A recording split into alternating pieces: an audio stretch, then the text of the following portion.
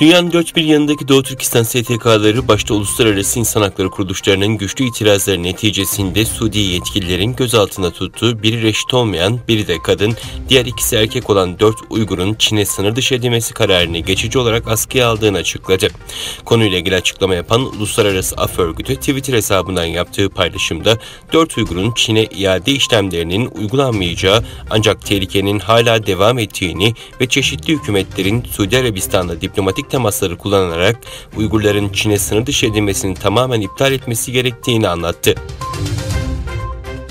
İşgalci Çin yönetimi çeşitli bahanelerle Çin anakarasından teşvikle Çinli iş adamlarını Doğu Türkistan'da kurulan ve Uygurların köle olarak çalıştırıldığı dev tekstil sanayi bölgelerine yatırımlarını arttırmaya yönelik adımlar atıyor. Bölgedeki köle işçilikle alakalı birçok farklı endüstriyel alanların iç yatırımın odağı haline geldiği biliniyor.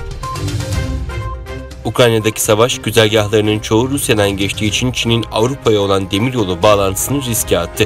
Ayrıca Çin'in onlarca ülkede altyapı inşasını amaçlayan kuşak ve yol girişiminin akıbeti hakkında ciddi sorunları da gündeme getirdi. Savaşın yakında sona ereceği bir senaryoda bile uzmanlar ne Pekin ne de Kiev'in Ukrayna'daki kuşak ve yol girişimi projelerini sürdürmekle ilgileneceğini söylüyor.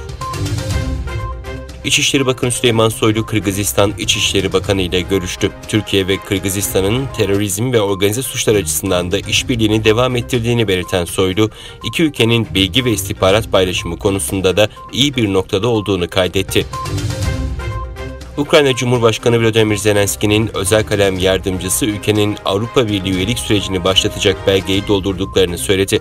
AB Komisyonu Başkanı Ursula von der Leyen 8 Nisan'da Kiev'e yaptığı ziyarette sorular içeren ve AB üyelik başvurusunun ilk adımı olan belgeyi Ukrayna Cumhurbaşkanı Zelenski'ye vermişti.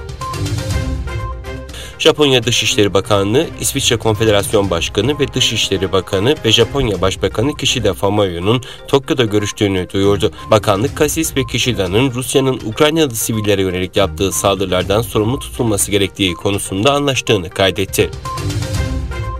Birleşik Arap Emirlikleri'nin bir İsrail firması tarafından geliştirilen Pegasus yazılımını kullanarak İngiltere Başbakanlık Ofisi'nin dinlediği ileri sürüldü. Pegasus'u üreten İsrail firmasından Guardian gazetesine yapılan açıklamada iddialar yalanlanarak kendilerinin Citizen Lab ve Uluslararası Af Örgütü tarafından siyasi olarak hedef alındığını savundu.